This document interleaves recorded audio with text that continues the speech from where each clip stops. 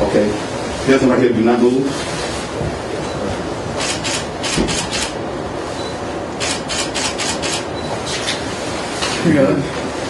Thanks, everybody.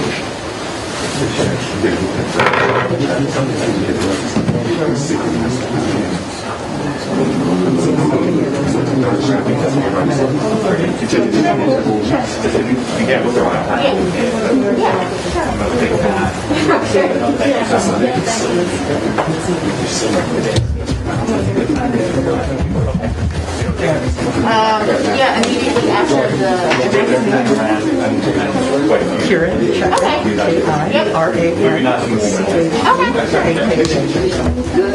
I'm a co-chair of the Roseland Community Hospital COVID task force.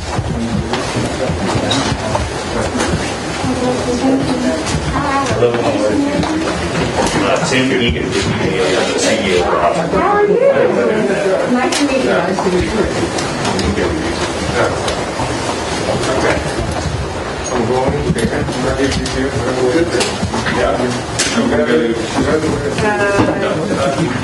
Let's ask Dr. Cheka. Yeah, of course. I'm sorry, there's a question.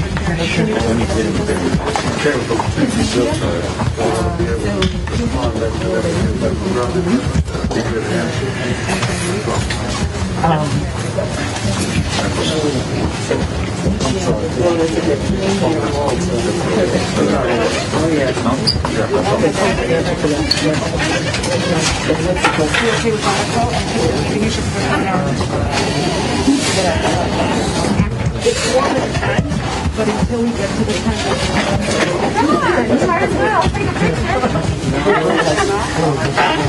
Oh, yeah. Just want to make sure you do some of that stuff too. What's up, Chief? Here you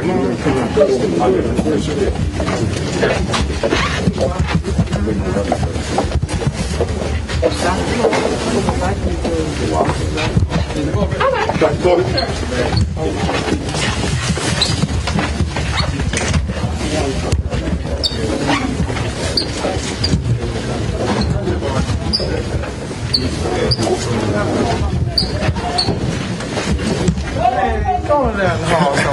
You know this guy. This guy gonna walk here. Yeah, dip in her officer.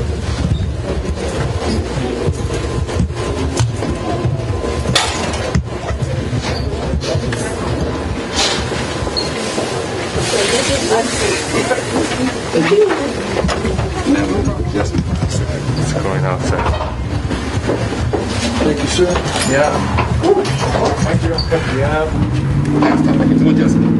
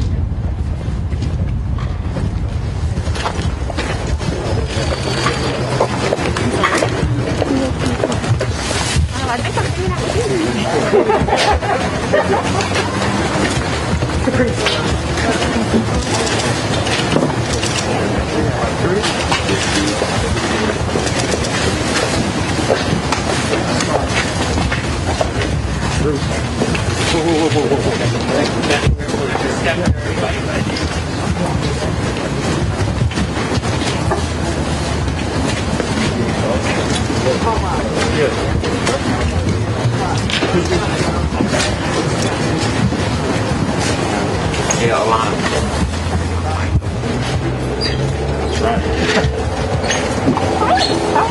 Good. Thanks for sending that text. Yeah.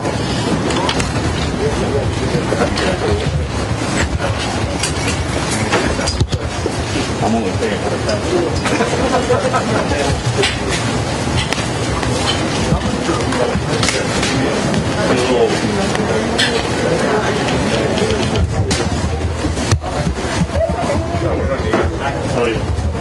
Just gotta get back.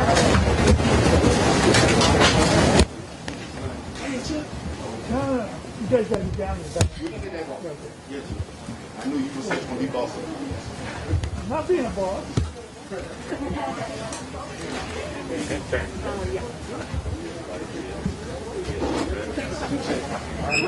Guys, you should have audio, okay?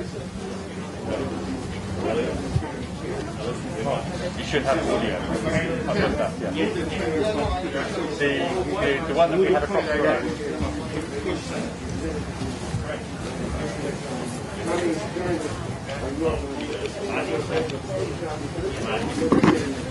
Manny, we need a stick.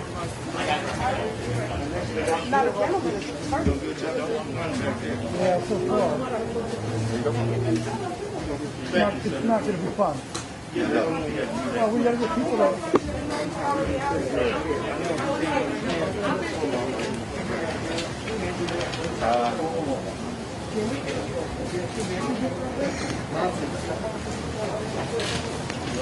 Now, you got my keys. Oh, wait a minute. Are you with us, man?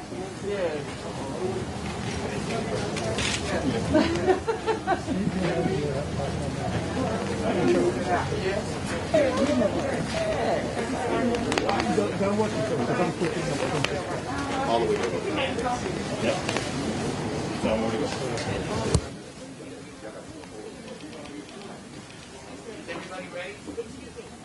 I express my thanks to the CEO of this hospital, outstanding community-based hospital. For a long time to keep this hospital open. It was a solid community-based hospital. It's otherwise would be a health desert, or not the case. I'm trying to make a statement to this community and the communities around the nation. Keenly aware of the depth and death of this disease. 4,000 people died yesterday. Numbers still rising. We, African-Americans, have been first to be victims of the crisis. And I'll be last to be the seeking remedy. Is the mic on? Dr. Friend, come here. Dr. Brand.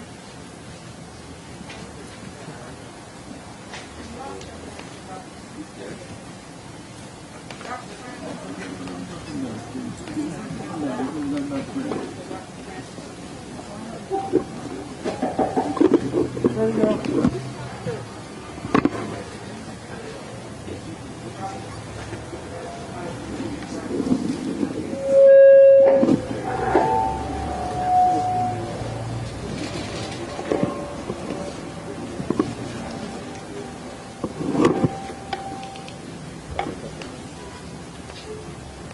Testing.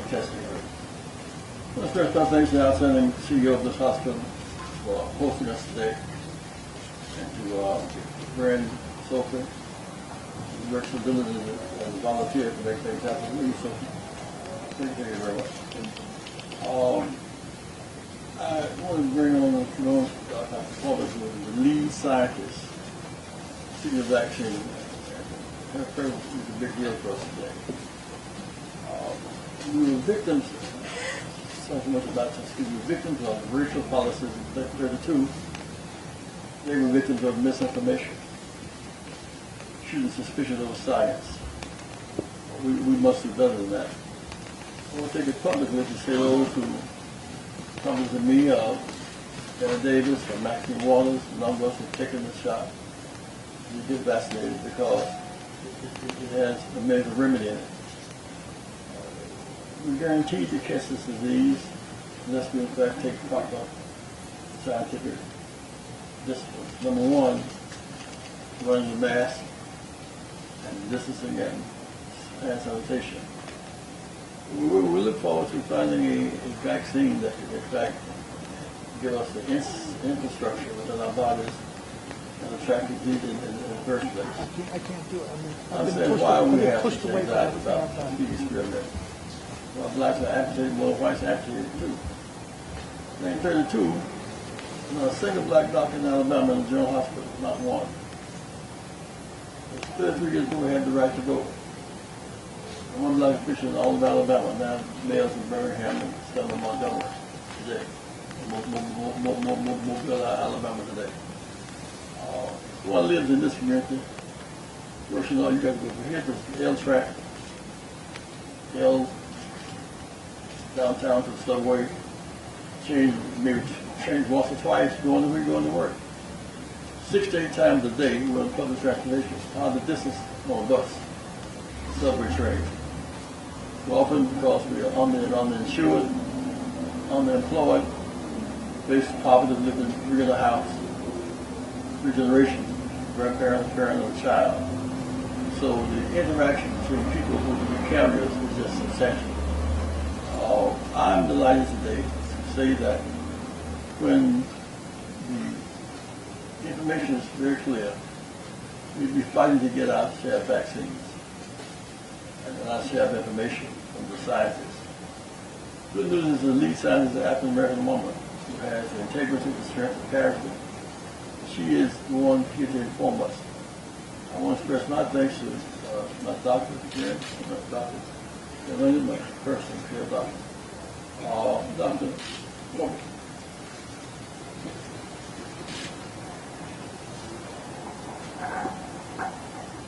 Thank you, Reverend Jackson, for having me, and thank you to Chicago for opening your arms wide, as you have for many years when I visited here. One of the things that really stands out to me that Reverend Jackson said is that what's really interesting about this vaccine is that it is one of the only ways that we're going to get ourselves out of this pandemic. So about 2 people died per minute in the United States yesterday, and our communities definitely hold the brunt of the burden of the cases and the deaths. And because this vaccine was so adequately tested in phase 1, phase 2, and finally phase 3 efficacy trials, showing that the vaccine is 95%.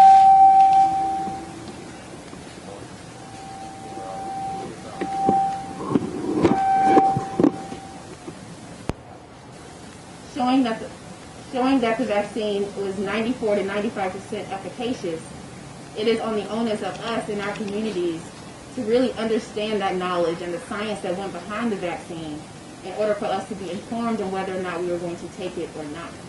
And so that is why I am here today. As Reverend Jackson said, I serve as a scientific lead for the coronavirus team at the National Institutes of Health in the Vaccine Research Center, where I work under the directorship of Dr. Anthony Fauci, and in the immediate laboratory of Dr. Bernie Graham, both of which have spent their careers advancing medical technology towards infectious diseases, who understand infectious diseases far greater than I could ever claim to. But at least in the last 6 years, since getting my PhD and joining the lab at the National Institutes of Health, I have studied coronaviruses in depth. I have studied coronaviruses in so much depth that we have understood for 6 years, yes, even prior to this pandemic. Studied coronaviruses in so much depth that we understood how to make a really great vaccine towards coronaviruses with the idea that they had the potential to cause a pandemic like we're seeing today. And so under that umbrella of vaccine development, we've partnered with the pharmaceutical company Moderna, which uses messenger RNA technology to deliver therapeutics in a very safe and effective manner. And the vaccine that Reverend Jackson is going to get today is also a messenger RNA vaccine candidate. And so what that vaccine will do is it will teach his body how to specifically defend itself against COVID-19, the virus that causes COVID-19, by making really, really great antibody responses to the vaccine so that he can be, to the virus so that he can be immune. And so with that, I will take questions after he gets his vaccine. But without further ado, let's get Reverend Jackson immunized.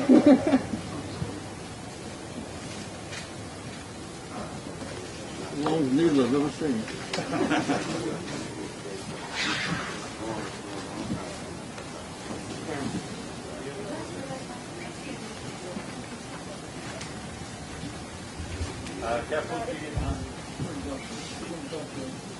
Excuse me?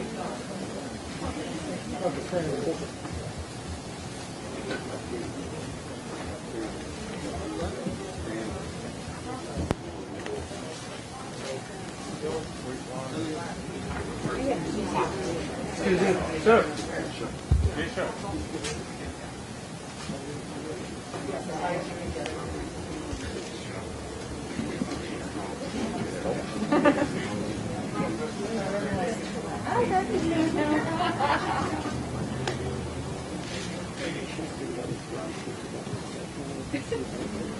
So I will say that when I got my own vaccine, I shed some tears. So hopefully that doesn't happen for the meeting. But they're not, this is ready.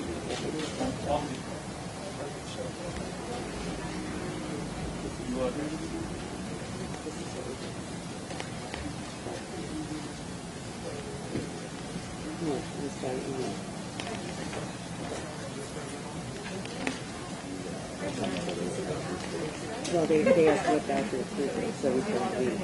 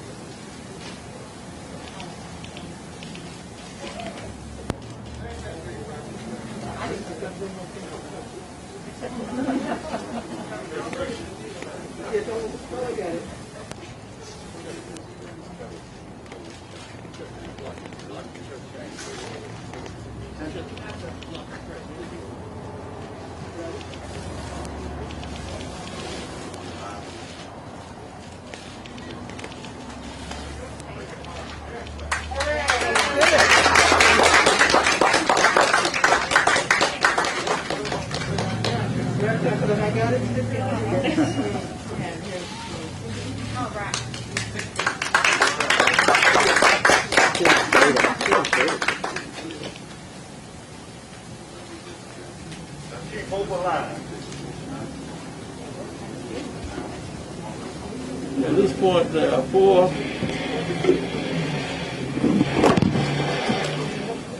weapons against this disease. Number 1,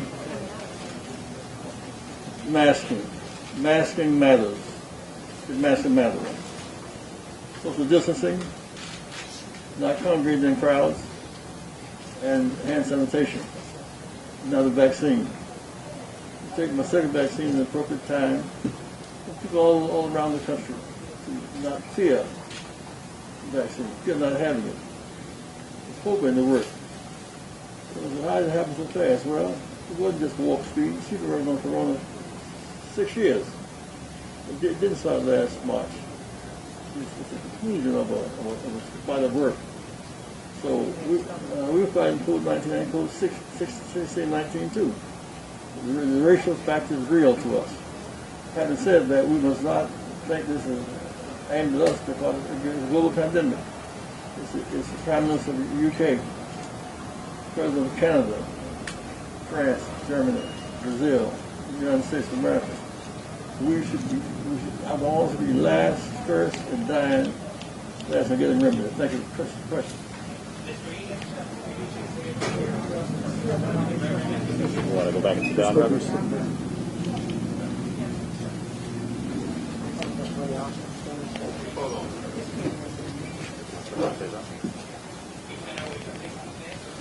Yeah. So per protocol, we're going to ask Reverend Jackson to sit here for 15 minutes so we can observe him to make sure he doesn't have any adverse reaction to the vaccine. I think he's doing good, though. I think he needs one more round of applause from our staff.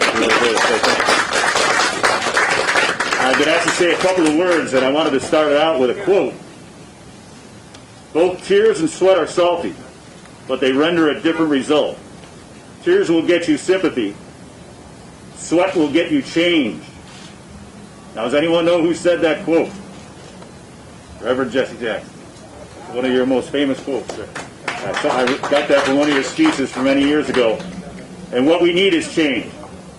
Earlier in 2020, we knew that COVID would have an adverse impact on the Roseland community. And we created one of the most aggressive testing programs out of any hospital, not only in Chicago or Illinois, but out of the United States of America.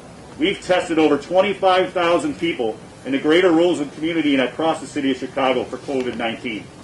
We want to do the same thing with the vaccinations. We took the testing on the road, we went out into the communities where people live, and we gave them the test. We want to do the same thing with the vaccine. So this is why it's so important that Reverend Jackson is here today to help us overcome those obstacles, especially for our own employees who are refusing to get the vaccination. One of our own employees told me that she read on Facebook that the vaccine might cause MS. Well, there's one scientific fact I know about Facebook. It sure as hell didn't graduate from medical school. So here at Roseland, we're with the scientists. We're with Dr. Corbett, we're with Dr. Fauci, and we're with the vaccine. So we want to thank everyone for being here today. Reverend, I've got just one more message I want to give that's really important to the change that we need and the sweat equity that we have to put in for that change. Right now, the Black Caucus is down in Springfield. They're fighting for community hospitals like Roseland. They have their own bill that they've submitted that would change the divestment that's happened over the last decade in Roseland and other safety net hospital communities.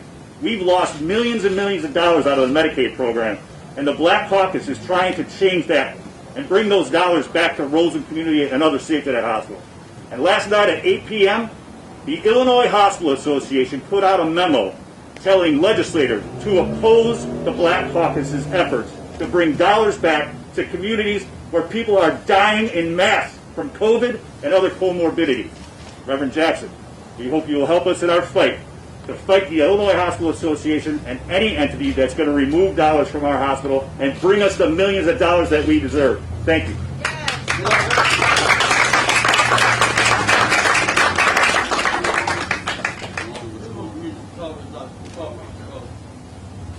Very inside that she almost tried to put in her research, but Dr. said to me that the lead scientist researcher was Dr. Corbett. I want to come to Chicago, share with us today, so if anybody you may have 10 questions, otherwise. Yeah, so I am very happy to answer any questions that you all may have. I'm happy to explain what just happened with this vaccination if people want that as well. But, you know, one of the things that really just struck me is the tears and the sweat. And so for someone who has been working day in and day out on this vaccine effort in the last year, and then really to come out of it with two vaccines that have emergency use authorization under the FDA, and to see so much vaccine hesitancy, not just with everyone, but particularly in the communities that I care about the most, has been part of the reason why I'm losing sleep at night these days, but also something that I feel like is beyond overdue. I think that the vocalness of our communities in this moment really does allow us to hold some accountability from the medical institutional side to show up for our communities, to be transparent about the data and the science that went into these vaccines. And so that's essentially why I am here today. And if anyone has any questions about the vaccine or anything else, really, I'm happy to answer. What populations are you targeting for, seniors or others? So the vaccine distribution is being rolled out with advice from the CDC. And with that advice, first the vaccine is being distributed to people who are in healthcare systems and frontline workers, and then to seniors above. Many of the states are now starting to roll out to seniors above 75, people with comorbidities, etc. And so as the vaccine rolls out, as the distribution starts to hit those target populations, then as more data is accrued, the general population will be opened up on a state-by-state basis, depending on what is allowed in that state to get the vaccine. Please identify yourself so we know who you are. Thank you. John Garcia with ABC7. Where do you think the hesitancy is rooted? I know this is part of the effort to overcome that. Any other thoughts that you can share about that? So I think, one of the things that I think I need to step back and say is that I didn't wake up with this mission, which I think that a lot of times it comes off that way. When I was at the University of Maryland, Baltimore County, I was wholly invested in health disparities, with combining that with my scientific research. So I double majored in biology and sociology. And I took to the streets of Baltimore to understand health disparities in Baltimore City. And so I understand that health disparities are not news to us, right? They are just being highlighted during this COVID pandemic. And unfortunately, being highlighted a little bit too late.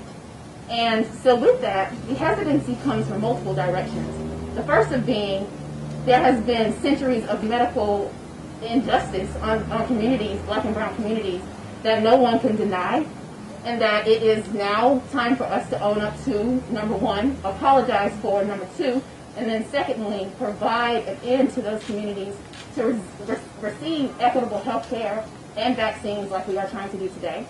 And then secondly is misinformation. So one of the reasons why I'm here today is to serve as a liaison to what is real behind the vaccine and the science and the data that has come from the vaccine. And then thirdly, right, I don't really think that actually I know for a fact. So I've been in vaccine development since I was 18 years old. As nerdy as that is to say, I started working at the NIH as an intern when I was 19, and since then have been in some way doing research towards vaccine development. So what I understand from a scientific perspective, the general public does not, and it is not the general public's fault. And so misinformation comes with, hesitancy comes with misinformation, but also lack of information, because many times there have not been anyone like myself who has been able to break down the scientific information to communities like this. And so with all of those things bridging together, I think that hopefully as time progresses, and I know we're not going to get over the hump of vaccine hesitancy in this one instance, but hopefully as time progresses, we can start to rebuild some of that trust and start to really open those lines of communications from the scientific perspective back to the communities, so that we can get the ball rolling and start to save lives for COVID and for other diseases, with that being said. Naima Latif, On Air Magazine. What efforts are being put forth to get the vaccine to the incarcerated community? Again, unfortunately for me, when we started this with this effort, and I got a lot of distribution questions, one of the things that I said is I'm very happy that my job was easy and just designing the vaccine and developing the vaccine. Because distributing the vaccine is not in the hands of the team for which I lead at the National Institutes of Health. The recommendations for distributing the vaccine actually are now coming from a state-by-state level. So on a very individualized state level, the efforts to get the vaccine to incarcerated communities or otherwise communities are beyond me. But from my understanding that many states are taking it upon themselves to really try to, at least in some of the later phases of roll out the vaccine to incarcerated communities and to guards and otherwise in the prisons that care for people in incarceration. Thank you very much. I have a comment. It's not a question. I'm the chaplain here at the new Roseland Community Hospital. I just want to commend this young lady. About 2 weeks ago, I saw a picture of her with Dr. Fauci and the President of the United States. The young lady, 33 or 34 years old, with a PhD, who had a heart for this kind of work even when you were young. I thank God today for giving you as a gift, and for Reverend Jesse Jackson bringing you here today to the new Roseland Hospital, Dr. Corbett. Thank you. Just saying, again, I want to thank you for coming with us today. Thank you. President, Dr. Sophie. We should go forward with great alacrity, getting this matter dealt with. Why are we so victimized? We're underinsured, uninsured. We're the last to get medical care.